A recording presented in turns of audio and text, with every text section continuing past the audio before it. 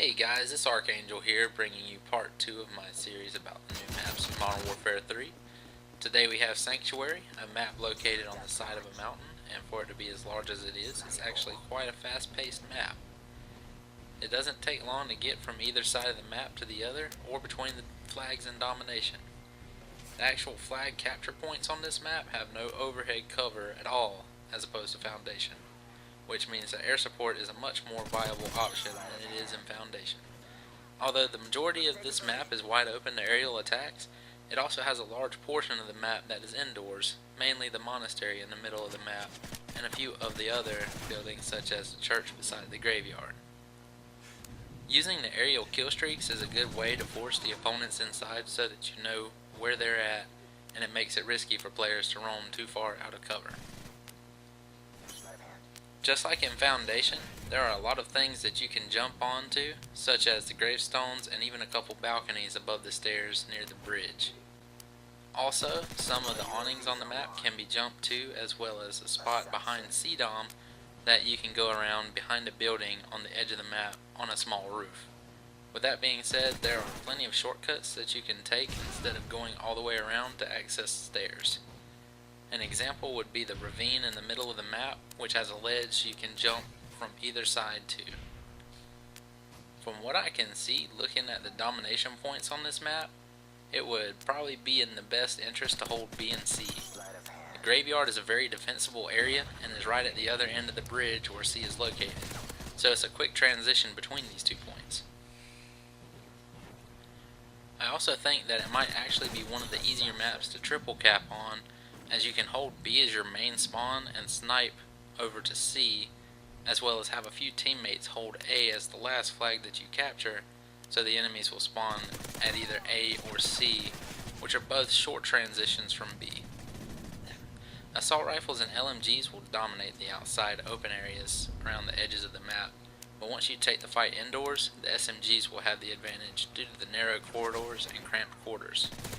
These interior areas actually remind me of Vacant from Call of Duty 4 and Modern Warfare 2, because it is such a tight area with little room to move.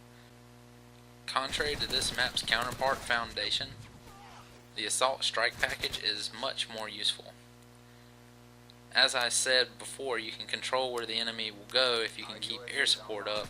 That way you can keep them indoors away from the domination points, or push them outside to rack up more kills. In my own opinion, I would recommend the Predator Missile, Reaper, and Pavelo. This way you can keep up the pressure outdoors with the 2 later kill streaks and use the Predator Missile as a defensive tool when the enemy tries to cap a flag.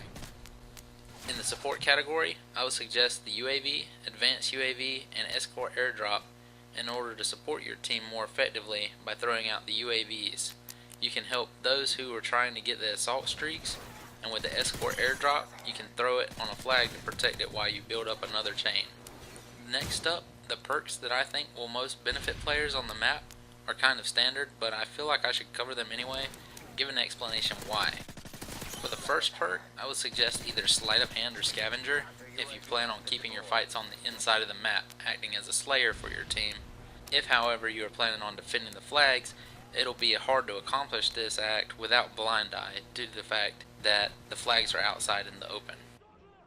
For your second perk, I would recommend Assassin if you're trying to go Slayer, so that you can get those kill streaks without showing up on the minimap.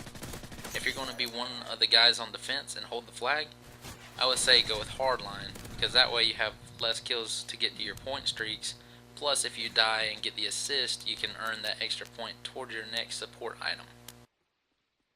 Finally, for the third perk, I would say Dead Silence or Steady Aim for the Slayers, and Marksman or Sit Rep for the Defenders. Dead Silence is going to also help keep your opponents from knowing where you're at, and in the middle corridors it's easy to tell where someone is and where they're going. If you decide to go with Steady Aim though, you should stay crouched as to not give away your position with your Loud Boots Pro, and that way you can hip fire around a corner you know an enemy is around and get the jump on them. For the defensive players, Marksman is going to help you see those enemies without Assassin very easily, especially if you know they're on the flag, and that way you can pick them off from a distance and it should be a free easy kill. And as for Sit Rep Pro, I know it's a hard perk to get Pro, but it lets you distinguish between your friendly and enemy footsteps, because your enemy footsteps will be louder and you'll be able to hear them from further away. This will give you a better idea of where they're at and where they're going. So far, I'm really enjoying this map. It seems to be very well put together and it's really fun for me to play on. And I can't wait to actually play these with a full team. Not everybody on my friends list has Elite Premium at the moment, and I don't think that they'll probably get it at this point due to the fact that the first collection's already dropped at 15. They're going to have so many other maps drop early, but there's really no point in buying it this late. Which, if we would have had some more information on these maps a little earlier, such as maybe 2 or 3 weeks beforehand when we usually get information about them, although it may be leaked, more people would have been more intended to buy Elite instead of buying the collection. Alright guys, as the video winds down, I'd like to please ask you guys to leave a like if you liked the video. It helps me get noticed a little bit more. If you didn't like the video, make sure to leave a comment in the box below. Any kind of feedback that I can get from you guys really does help. It increases the quality of these videos so that I can actually do better for you guys to give y'all better information and better delivery of that information. If you have any ideas for any kind of series or other videos that y'all would like to see, just drop a comment in the box below and I'll see what I can do. Here pretty shortly I should be dropping a hardcore tips and tricks video. If you're interested in that kind of thing, make sure to stay tuned. And if you haven't already, make sure to hit that subscribe button. That way it'll let you know whenever I upload. This has been Archangel, signing out.